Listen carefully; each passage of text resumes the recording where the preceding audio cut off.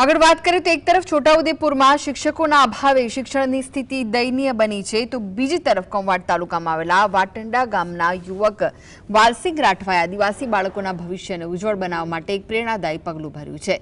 વાલસિંગ રાઠવા આર્થિક રીતે નબળી પરિસ્થિતિ હોવા છતાં તેમણે ગામના બાળકોને શિક્ષણ આપવાનું બીડું ઝડપ્યું। વાલસિંગ રાઠવા જે હીરા ઘસીને પોતાનું ગુજરાન ચલાવે છે, તેમણે પોતાના મકાન અને આસપાસના વિસ્તારમાંથી 40થી વધુ બાળકોને મફત શિક્ષણ આપવાનું શરૂ કર્યું છે।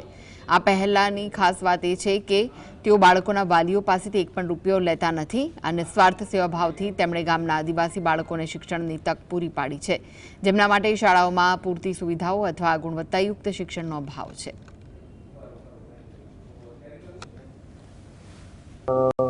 મારું કામ છે હીરા ઘસવાનું અને ખેતી કામ, અને હું છેલ્લા 4 વર્ષથી ફ્રી ટ્યુશન ક્લાસીસ ચલાવું છું અને છોકરાઓમાં સારું એવું શિક્ષણ મળે અને છોકરાઓને સારી નોકરી મળે એ ઉદ્દેશ્યથી અમે છોકરાઓને કોચિંગ આપી રહ્યા છે। અને સરકાર જે છે એ કરોડો રૂપિયાનું કામ કરી રહ્યા, પણ એમાં શિક્ષણ નબળું અને પૂરતા શિક્ષકો નથી, એનાથી જ છોકરાઓ નબળા પડતા હોય। વાલસિંગભાઈ બીજું કામ કરી રહ્યા, પોતે ખેતી અને હીરા ખસે છે અને હીરા ખસીને એ 2 થી 3 કલાક છોકરાઓને ભણાવે છે। એ 5 થી 4 વર્ષ સુધીથી આ સખત ને સખત આદિવાસી સમાજના જે છોકરાઓને કામ સરસ રીતે અભ્યાસ કરાવી રહ્યા।